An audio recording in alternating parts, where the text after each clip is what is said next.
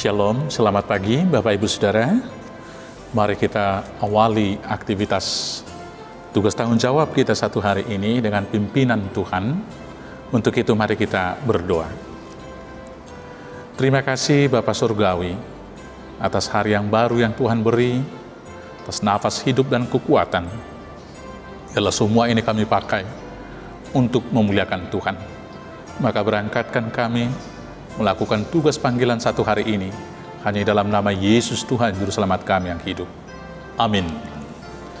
Firman Tuhan yang menjadi kekuatan dan dasar kita melakukan aktivitas hari ini, saya akan bacakan dari Mazmur 24 ayat 1. Demikian firman Tuhan. Mazmur Daud. Tuhanlah yang empunya bumi serta segala isinya, dan dunia serta yang diam di dalamnya. Tuhanlah yang empunya bumi serta segala isinya, dan dunia serta yang diam di dalamnya. Demikianlah firman Tuhan. Bapak Ibu saudara-saudara yang terkasih di dalam Yesus Kristus, setiap orang yang memiliki harta atau benda biasanya dipakai untuk memuaskan keinginannya. Maka karena itulah segala harta milik yang dimiliki oleh seseorang itu biasanya dibeli, dibangun, dan dipakai sesuai dengan keinginan hatinya. Mulai dari pilihan mereknya, warnanya, sampai kepada modelnya.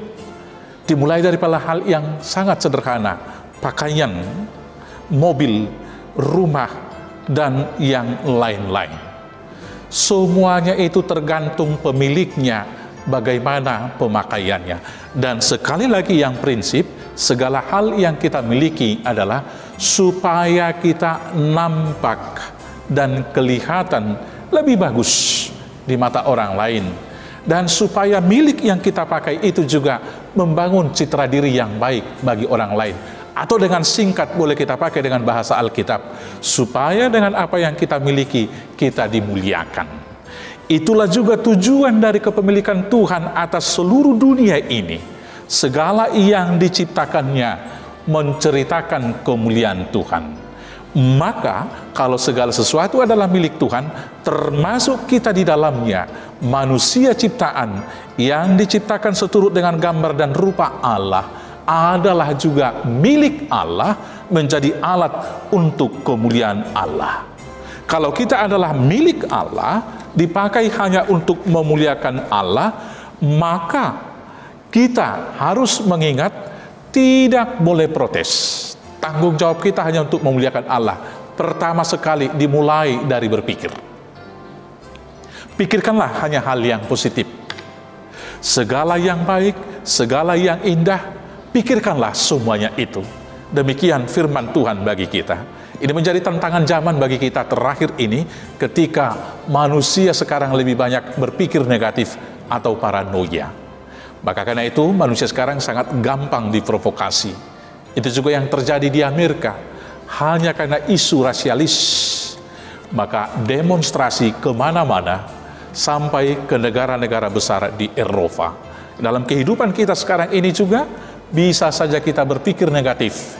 Jangan-jangan bantuan pemerintah untuk korban corona telah disunat, telah disalahgunakan oleh aparatur desa, aparatur kabupaten, kota madya, provinsi, dan seterusnya.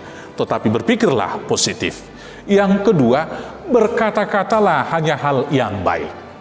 Kata-kata kita hendaklah seperti yang digarami, membawa damai sejahtera. Biarlah kata-kata yang kita ucapkan hanya membawa warta yang baik. Karena untuk itulah kita dipanggil.